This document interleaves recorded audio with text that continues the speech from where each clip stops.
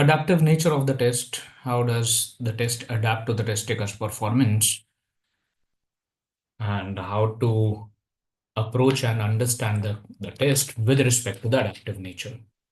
Topics which are tested on the GMAT Focus Edition, overview of all the topics which you need to prepare.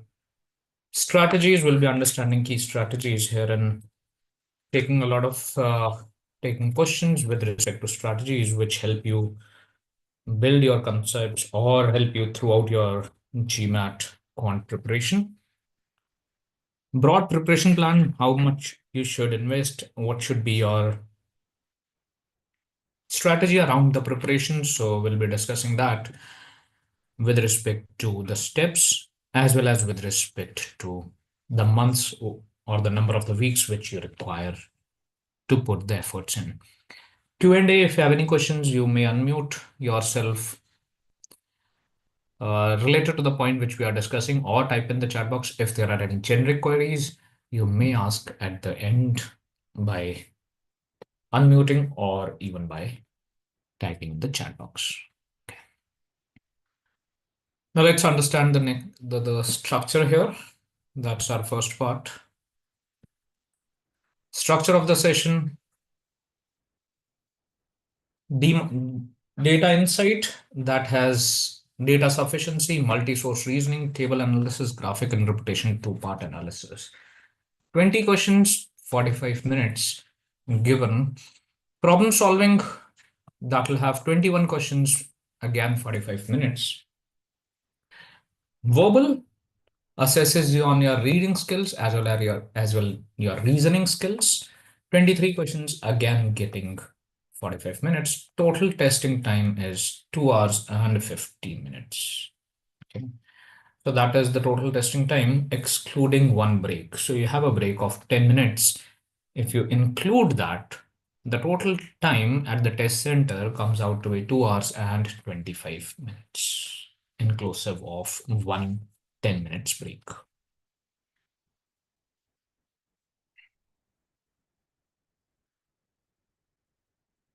Now the next part, that's going to be the GMAT order. So you have three sections: quant, verbal, and DI. You may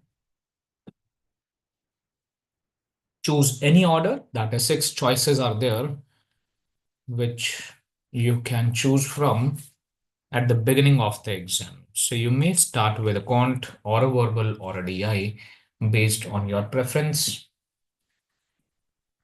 Optional break you may take after the first section, or you may take after the second one. If you do not wish to take after the first, you may skip the break and then you can take after the second section. Okay, but only one break, either first after the first section or after the second one.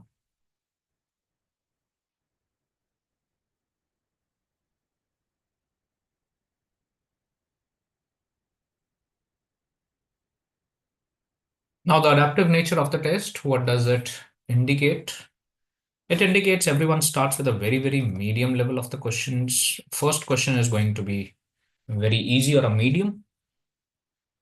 If that is correct, second question, difficulty level increases, increases. If first not correct, the difficulty level reduces, the score reduces. Okay, so the test adapts to the test taker's performance. So third question is dependent on the accuracy of the second question. If that is correct, increase, otherwise difficulty reduces. First few questions going to be quite critical. Why? Because it determines a lot about this overall score as well as the overall difficulty of the exam.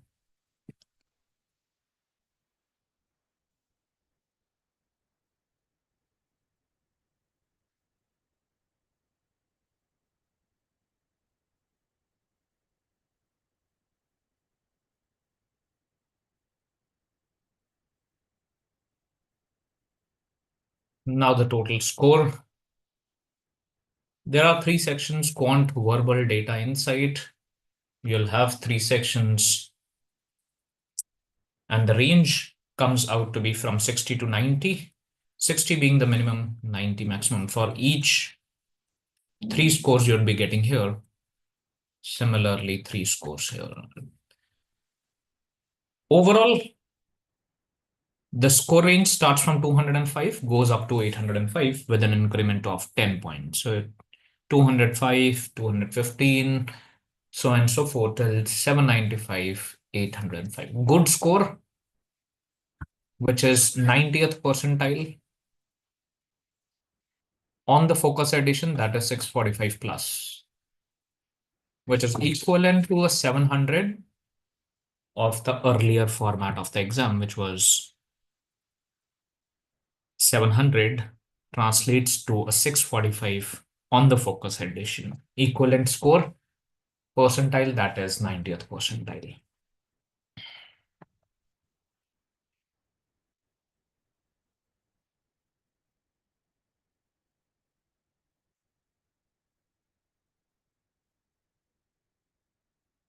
Okay. Now, as told earlier, concepts which are tested on the GMAT focus edition, that will be arithmetic. You'll be assessed on algebra, numbers, modern maths, arithmetic, ratio, proportion, percentage, speed, time, distance, rate, and work, and so on and so forth. Algebra, linear equation, quadratic, functions, coordinate geometry. Numbers will have odd, even, prime, composite numbers, fractions. Modern maths, mean, median, mode, standard deviation, permutation, combination, probability. So these topics you'll have to study with respect to the quant section.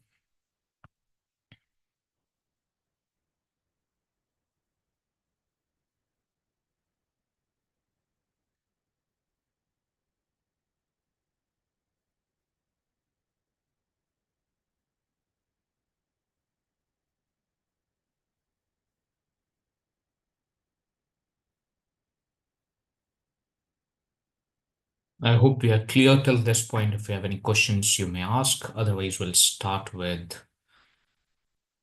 the next part, which are the strategies and to understand the data sufficiency. Are we clear till this point? Shall we move to the next one now?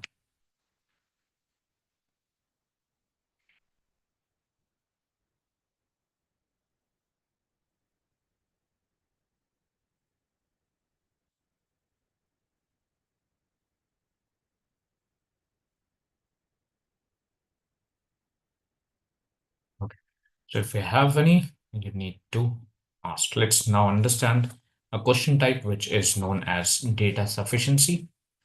Let's try a question here. Okay. Let's see.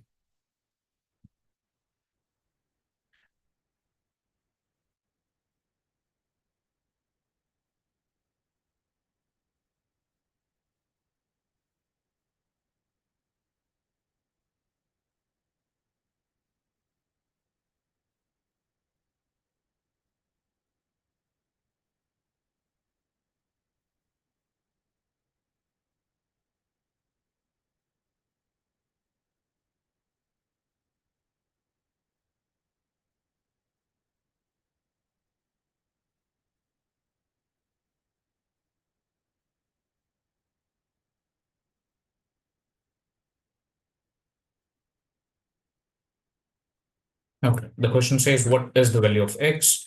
First statement, x minus 2 into x minus 3 is equal to 0. Second statement, x minus 3 into x minus 4 is equal to 0. Option A, statement 1 alone sufficient, but not statement 2. Option B, statement 2 alone sufficient, but not 1. Option C is they both together are sufficient to answer the question. Option D is they are alone sufficient. And option E, they are not sufficient to answer the question.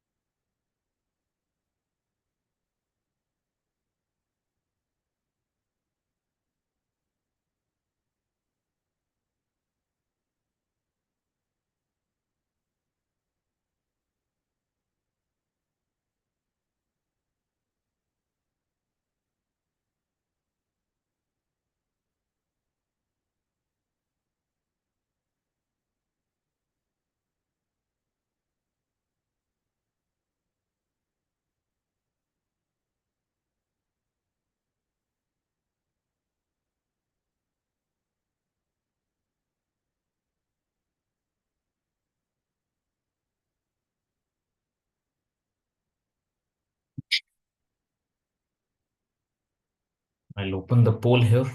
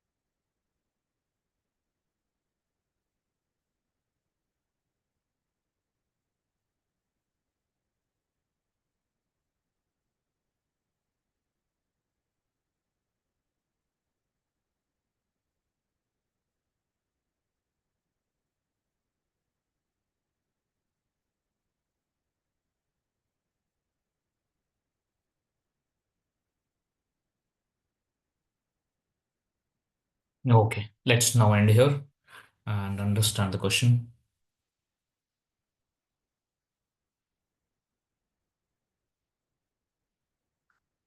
Okay,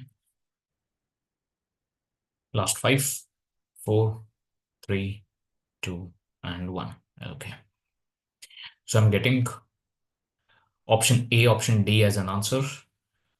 The correct one here, that is option C being the correct one. Okay, now let's understand why and how. What is the value of x?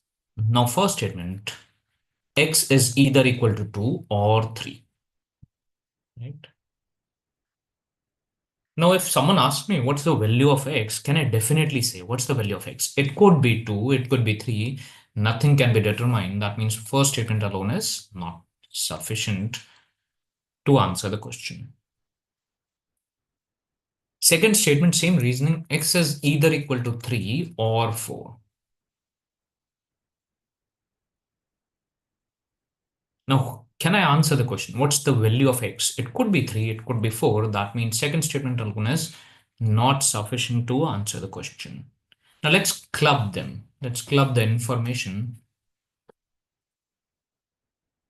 X is equal to 2 only satisfies statement 1, but not 2. X is equal to 3 satisfies first statement as well as second statement. X is equal to 4 only satisfies second, but not 1. That means after clubbing, we are getting an answer to the question, that is x is equal to 3. That's the definite value here.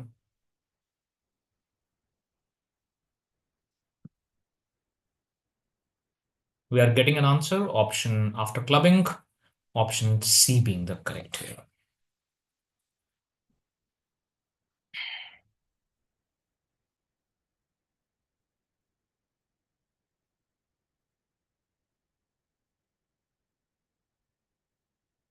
Clear with the thought that what exactly is data sufficiency type of a question and how to approach? I'll move to the next one now.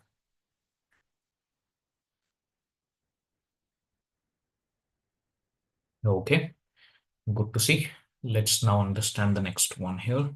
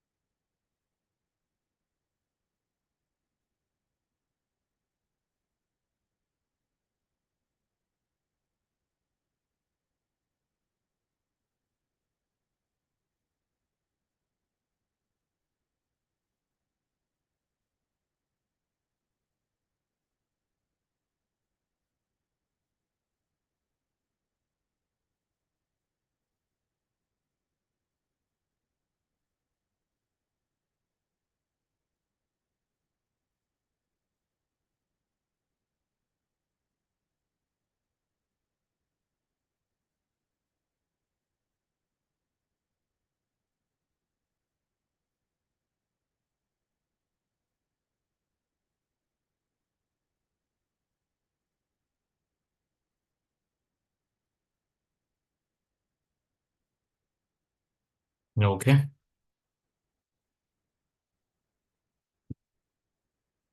Last five, four, three, two, and one. Okay. And try to solve whatever answer you are getting. The more you solve or try to attempt, the more you remember. Let's end here and understand the question together now. I'm getting D as an answer. Let's now understand the approach as well as the important point. Option A is the correct one here. Okay. Let's now understand why and how.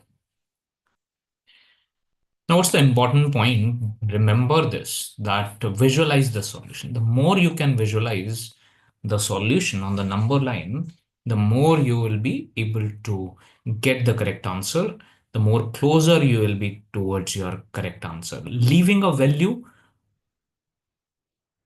there are chances that that changes the answer to that particular question. So visualize, the more you can visualize, the more you can be closer to your correct answer. Your time reduces a lot. Now, in understanding the question, it says that modulus x is greater than modulus y. Now, what is modulus for the session? Let's understand. Modulus, let's say modulus 5, that is 5, and 5 modulus is also 5.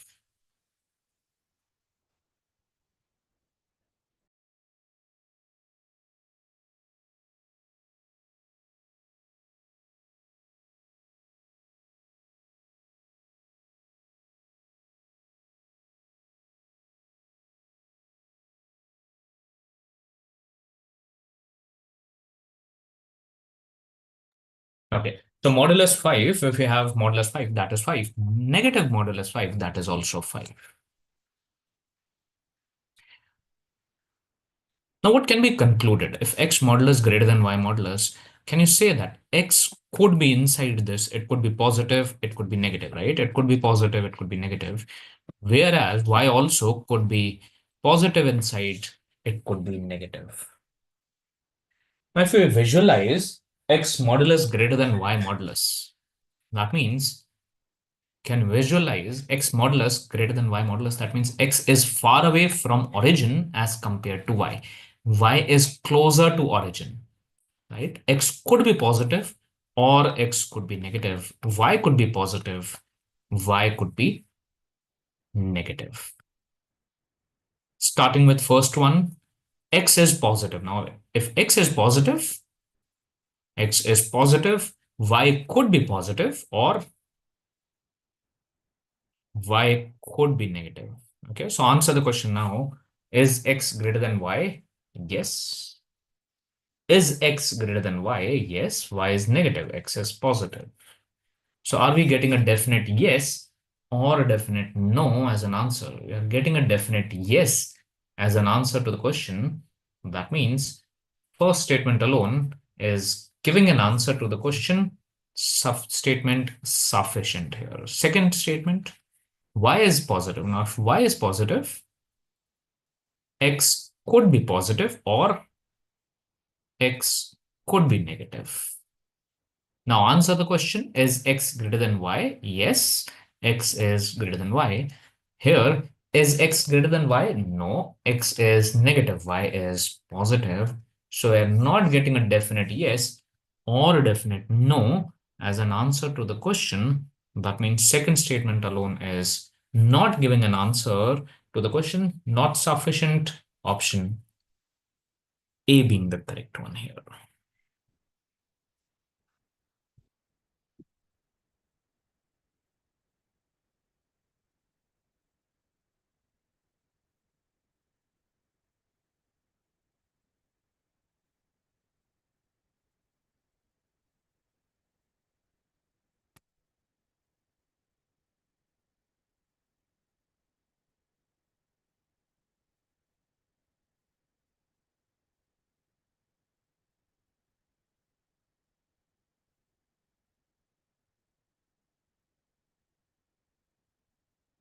Clear how to visualize the solution on the number line and get to the answer. Shall move to the next one now.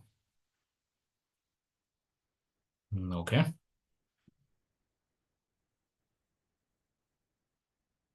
Okay. Perfect. Now let's understand the next one. To engage, right? Be very, very with the session. It helps you throughout your preparation. Okay, let's try one question here. What about this one? I'll open the poll now.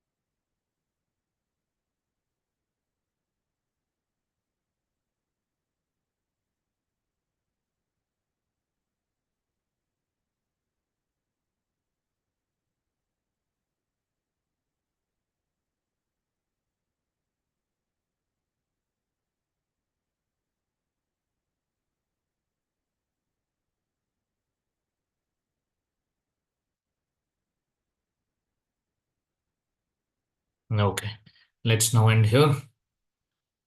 Last five, four, three, two, and one.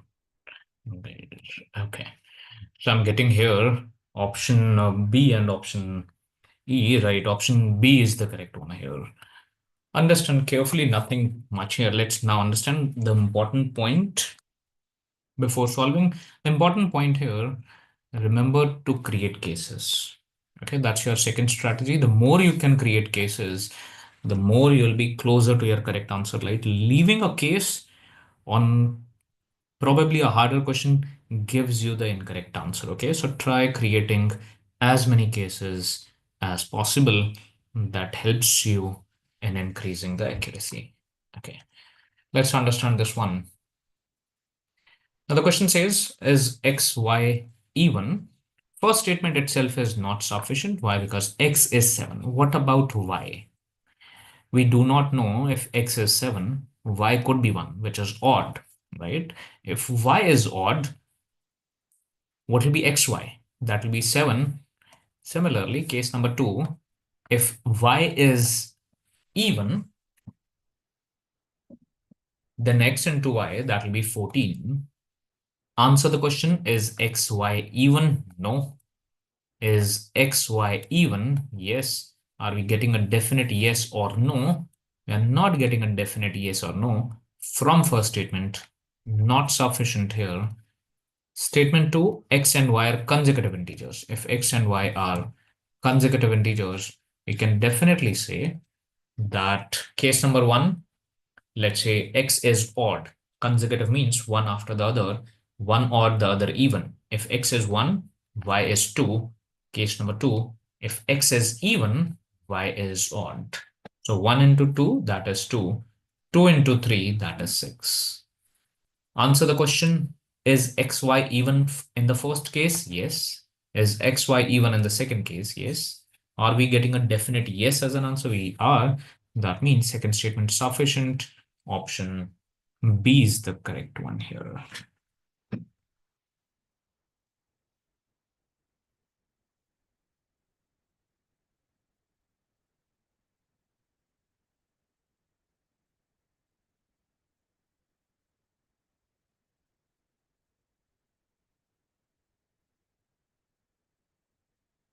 Clear. Shall we move to the next one now? How to create cases. The more you create, the more you would be closer to the correct one. Okay, fair enough. Now let's understand good to see. Now let's understand this one.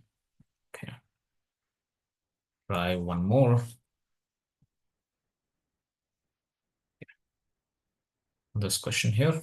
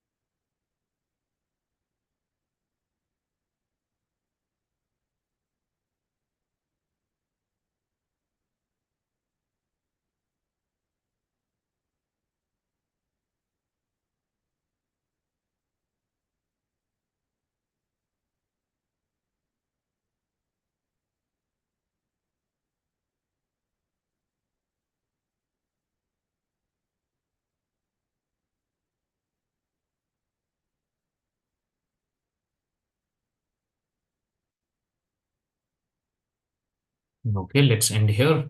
Last five, four, three, two, and one. Okay. Okay. So try doing it. Okay. Try doing it. The more you do, the more you remember. So here I'm getting A as an answer. Option D is the correct one here. Okay. The correct one is option D. And the strategy we'll be using here to solve is create cases. Okay. You understood that creating cases helps you a lot. Okay. Now let's understand the question. It says, what is the median? Now, what is median? Median is the middle term when the readings are in order. So this middle term, that is going to be the median of if three readings are there in ascending or descending order, the middle one, that will be known as the median, okay, for this particular session. But we have a different uh, a completely altogether session. But for this session, just understand that it's ascending order. The middle reading is the median.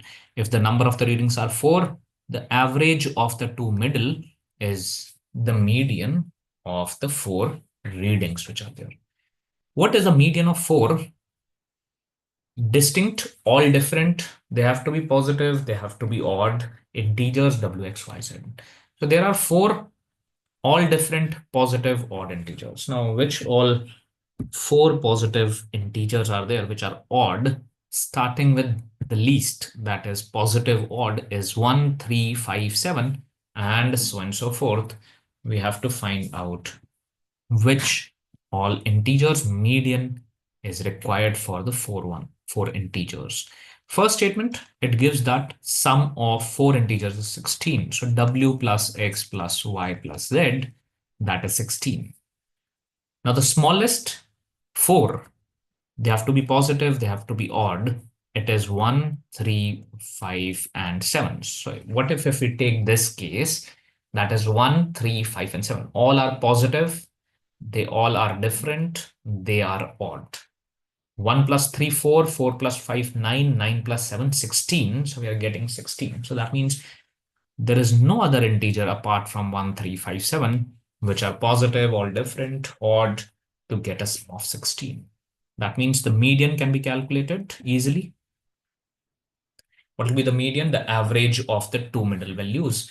So first statement gives the median of the data.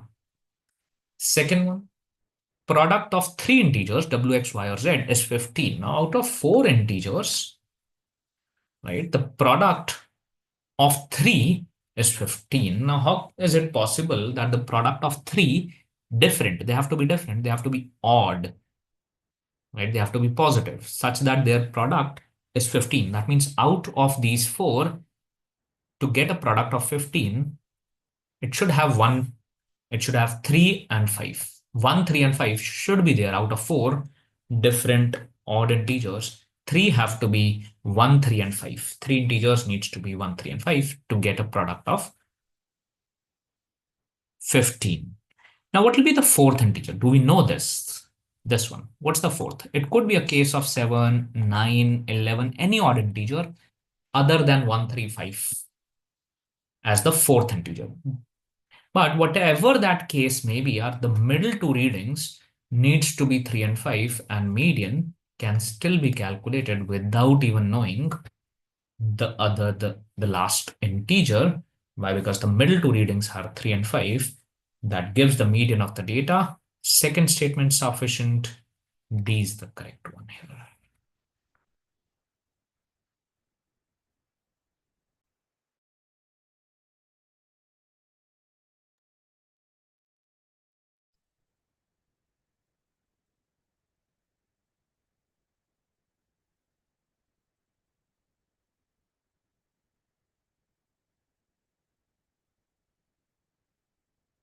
Clear with this one, shall move to the next one now. How to create cases and get to your answer.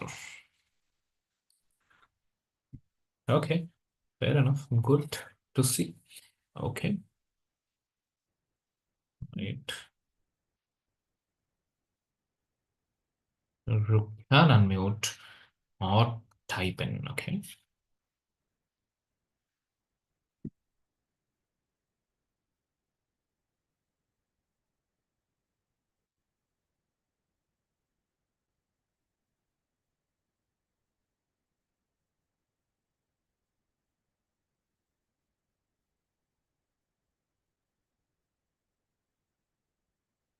Okay. I've pasted a link in the chat box. Okay. Giving you 1 minute to quickly fill the form, and then we'll understand the next strategy with a question.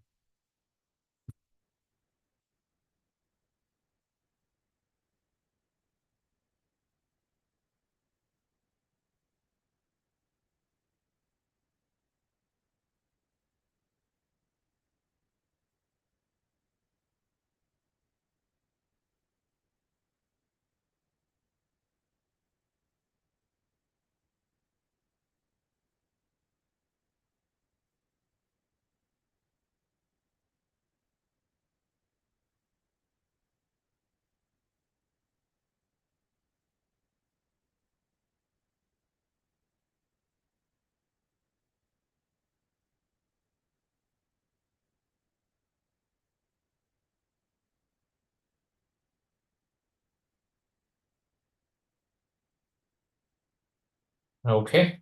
Let's end here. Moment gone by. And now we'll understand the next one. Let's start with this one. Okay. So two of the strategies, try uh, visualizing the solution. That helps you a lot. You will come to do whenever 705, 805 level, harder difficulty level question. Create cases. The more you can, the more you would be in a better position. Not leaving out a case helps you a lot. Okay, try this one as you both are there. So you can directly put your answer in the chat box. that would be perfectly okay. 2 minutes with you.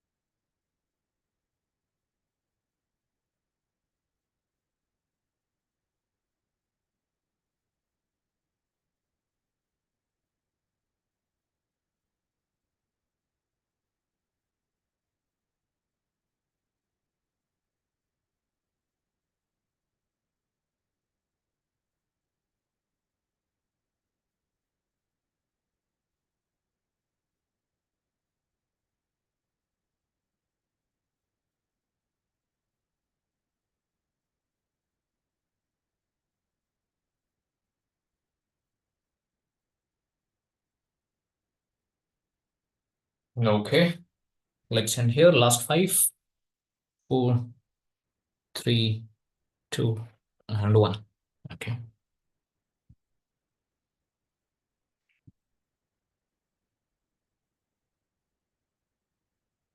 Type in your responses, be it a correct or incorrect, doesn't matter at this point of time. It's just a practice.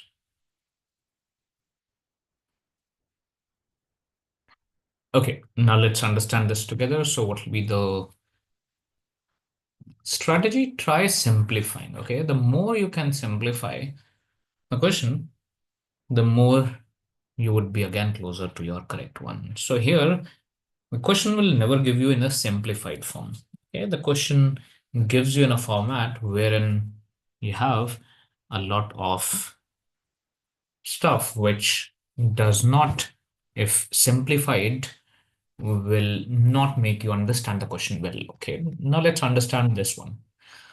It says that if A and B are the numbers, A hash B is equal to A plus B minus AB and A hash B is 0. Now, what can be concluded out of it? What can be concluded?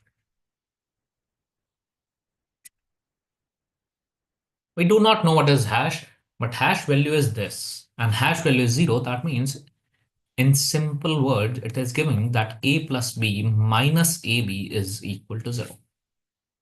Why? Because A hash B is this value, and this value is equal to 0. Now, taking B on one side. So A minus AB is equal to minus B, B taken on the right hand side. Simplifying further, A taken common, what is left? 1 minus B is equal to minus B. That means A is equal to minus B over 1 minus B in the simplified form. That's the value of A in terms of B. That is what is given in the question at this point of time.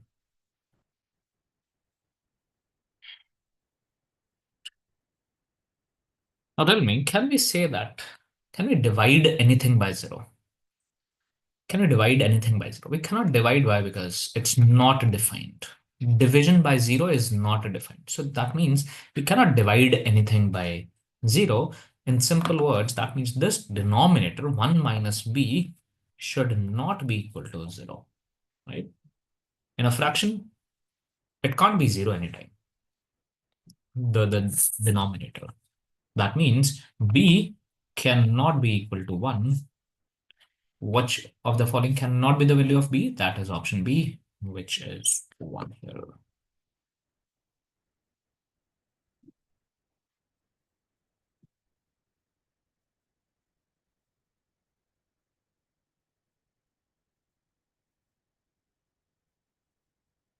Clear with this one? Quick yes, no in the chat box. Shall move to the next one now.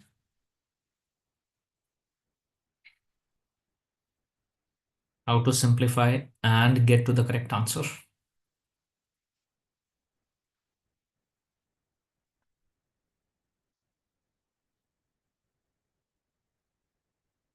Okay, fair enough. Okay, fair enough. That's perfect. And now what will be understanding here? What will be understanding is this one. Okay, can you solve this one? What will be the answer now?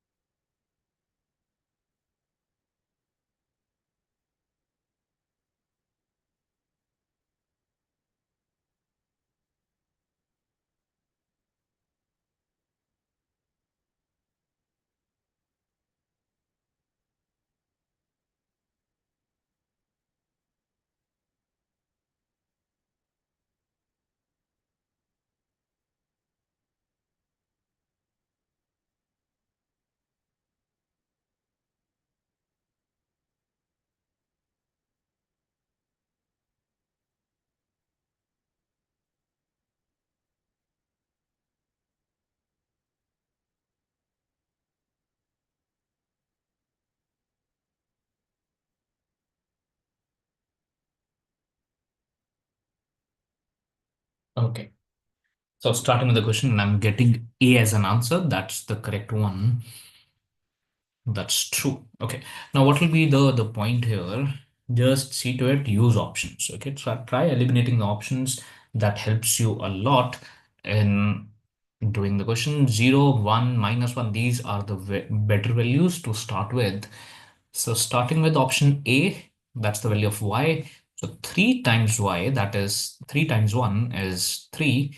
1 plus 2 is again 3. So either it will be option A or C, B, D, E eliminated. Now let's substitute 1 by 2. So 3 into 1 by 2, 3 by 2.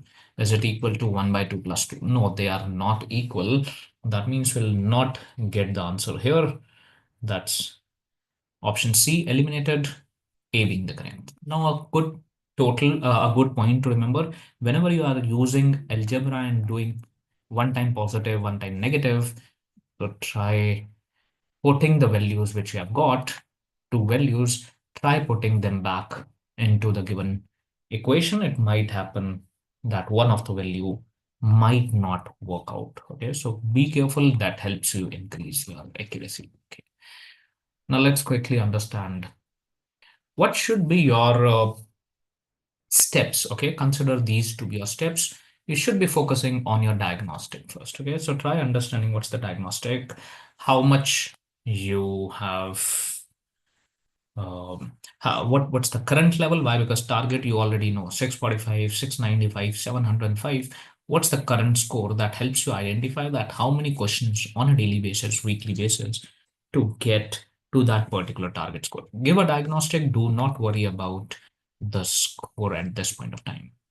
Identify your weaker areas. Okay, so what will be the weaker area, whether it's quant, verbal, in quant, whether it's algebra, arithmetic, or in RC or CR. So try focusing there, right? Try doing medium level under time. So try to do within time of 2 minutes. Harder difficulty at this point of time should be taking on an average 3 to 4 minutes. always do a timed practice. Okay, time helps you a lot at the end. Medium level questions should be done under time and difficult also. So try doing difficult at this point of time within 3 minutes and easy and medium within 2 minutes. So that should be the average amount of the time when you are solving at this point of time. Okay. Now, last is to practice marks. Okay, and a very important point is a lot of time it happens that the score is stagnant after first mock and fifth mock. The score is stagnant. The reason is the similar mistakes are there in the first and the fifth. So try understanding will, and then only uh, giving the next mock helps you increase the score. Otherwise the score remains stagnant. So analyze each mock carefully. That helps you a lot in your preparation. Okay, so how will be helping you out? So there'll be the classes, there'll be the full length test, practice questions on the portal, there'll be the workshops, strategy sessions, which helps you increase your score, how to understand that with respect to the mock as well as with respect to the main exam. You'll be added to the Telegram group. So that's how you get the benefit here. Okay, I'll open the session if you both have any one of you have any questions or to understand your GMAT preparation, you may ask.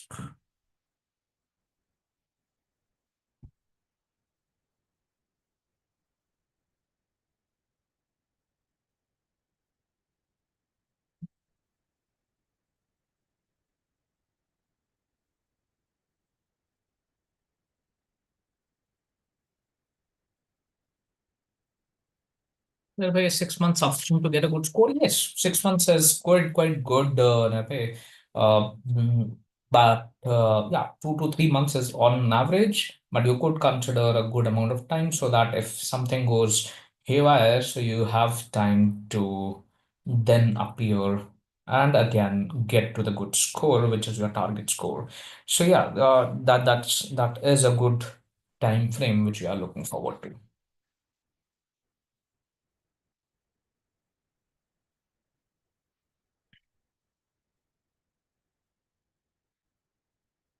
Okay, if I believe no other questions, uh, can preparing GMAT help for other management exams? No, Nirvan, not really. Means again, every exam has something which are common and some things which are not common, right? So, GMAT is more reasoned exam. Okay, GMAT is very reasoning exam, so you might have a good reasoning to get a good score.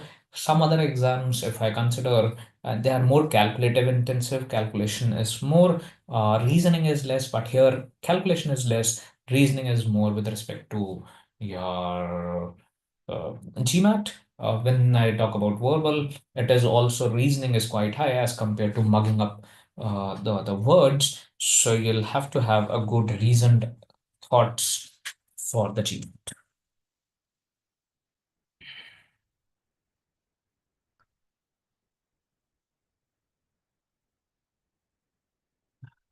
Okay, Nirbhay, that is it. I believe if no questions, we'll stop the session here. Okay. Have a good day and take care. Okay.